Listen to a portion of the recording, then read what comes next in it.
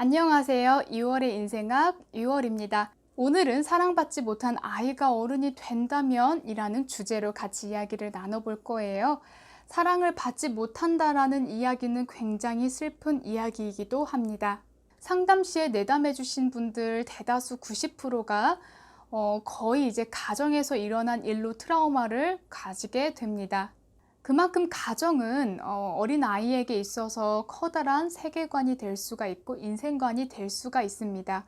이런 울타리가 무너지게 되거나 안정적이지 않게 된다면 인생관뿐만 아니라 정신적인 부분에서도 크게 문제가 생길 수가 있습니다. 착한 어린이병, 그리고 회피장애, 그리고 다양한 성격 장애를 살펴봤을 때 이 부분들은 성인이 되어서 나타나기보다 어린 시절에 이미 발병되고 있었을 확률이 아주 높습니다. 성인이 되어서 상담을 받으시는 분들 살펴보면 가정의 일이 아니라 지금 현재 인간관계, 직장 내 관계, 연인 관계, 그리고 환경의 문제, 그리고 스스로에 대한 부분들로 내담해 주시는데요. 그 뿌리가 거진 가정에서 시작이 되지만 그 뿌리를 제대로 인지하지 못하시는 분들이 상당히 많습니다. 현재의 당면한 문제가 지금 현재의 문제가 아닌 사실 과거 어린 시절 트라우마에서 기인돼서 파생된 문제일 확률이 굉장히 높습니다. 하지만 현재에 집중하기 때문에 현재의 문제가 해결이 되면 마음에 있는 트라우마가 나아질 거라고 이야기를 주시는 분들이 많지만 사실 연쇄적으로 그러한 일들이 계속 발생될 확률이 높습니다. 이렇게 어렸을 때의 트라우마가 제대로 관리되지 못하고 방치가 된다면 성인이 되어서도 문제가 생기곤 합니다. 그래서 단편적으로는 인간관계 안에서의 이야기를 들 수 있는데요. 인간관계를 깊게 맺기보다는 단편적이고 그리고 짧고 얇게 맺는 경우들이 많습니다. 그리고 감정 컨트롤이 어려우신 분들도 많고 다양한 불안에 속해져 있는 경우들도 많습니다. 인지를 못하시는 분들도 있지만 심리 공부를 하시거나 상담을 조금이라도 받으시는 분들은 알게 됩니다. 그리고 요즘에는 책에서도 많이들 이야기를 하시는데요. 이러한 불안과 이런 트라우마가 거의 가정에서 일어나는 것을 알게 되면 어느 순간부터 부모님에 대한 원망이 굉장히 높이 올라갈 때가 옵니다. 그렇지만 우리가 요새 많이 듣는 그런 문장이 있습니다. 엄마도 엄마가 처음이라서 라는 문장입니다. 다들 미성숙하고 어리숙할 때 아이를 낳아서 양육을 합니다. 엄마가 될 준비가 되지 않은 상황에서 이제 엄마가 되었기 때문에 스스로가 감정 컨트롤도 미흡하고 그래서 아이를 양육하기 너무 어려운 상황이기도 합니다.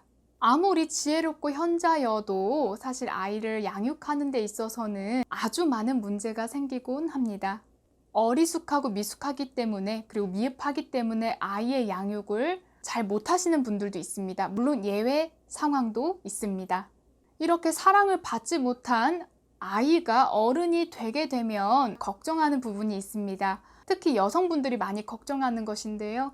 내가 이렇게 가정 환경에서 이런 양육을 받았는데 과연 내가 아이를 잘 양육할 수 있을까라는 의문도 들면서 또 다른 피해자를 만들 수 없다라는 생각에 딩크족을 희망하시는 분들도 있고 비혼을 선택하시는 분들도 있습니다.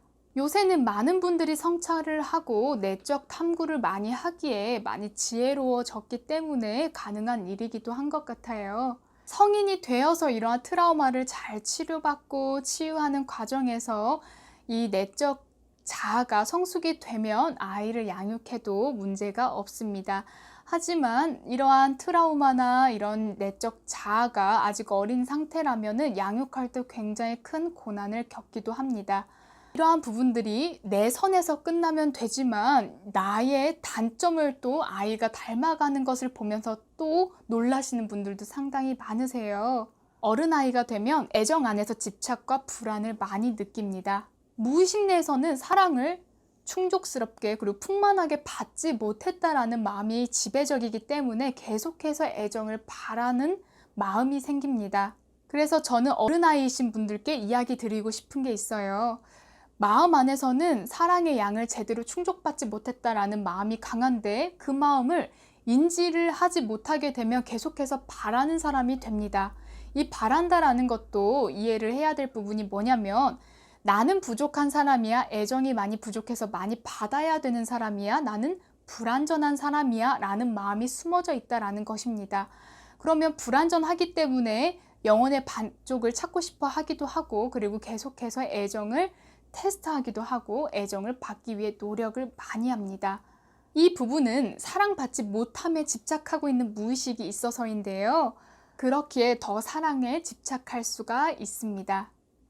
어렸을 때 트라우마가 아주 아프고 너무나 힘드셨을 수 있어요. 그래서 어떠한 위로도 들리지 않고 받고 싶지 않은 부분들도 있겠습니다.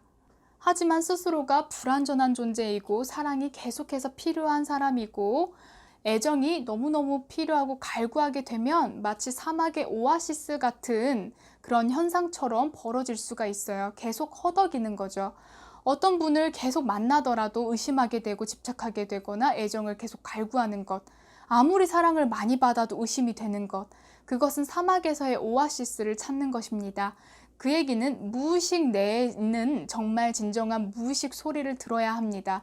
계속해서 불안하고 나는 애정이 너무 필요한 사람이야 라고 믿고 그것을 행하게 되면 사막에서 오아시스를 찾는 사람처럼 계속 허덕이게 됩니다. 그러면 진정한 나로 설 수가 없게 되는 것입니다. 분명히 여러분들은 찬란하게 홀로 설 수 있는 날이 올 거예요.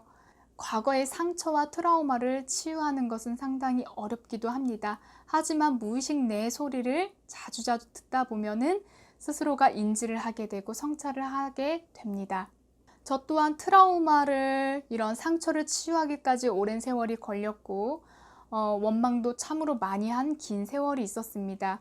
부모님의 단점을 닮아가고 있는 저의 모습을 확인했습니다. 이런 원망이라는 감정에 집착을 하게 되면 닮아가게 됩니다. 그래서 어느 순간 나를 잃게 되기도 합니다.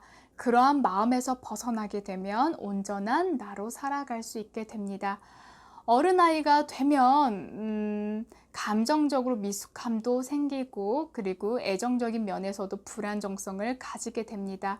이러한 불안정성과 감정의 미숙함을 스스로가 인지를 한다라는 것만으로도 50%는 고쳤다라고 저는 생각을 해요. 왜냐하면 많은 분들이 문제를 인지하지 못하는 경우도 굉장히 대다수입니다. 하지만 인지를 한다라는 것은 50%는 고쳤다라고 보고 그 이후에 무의식을 더 탐색하고 스스로에 대한 신념을 긍정으로 바꾸신다면 충분히 충만한 삶을 살지 않을까 싶습니다. 오늘은 사랑받지 못한 어른아이에 대한 주제로 이야기를 나눠봤습니다. 오늘도 영상 재밌게 시청해 주셔서 감사합니다. 2월이었습니다.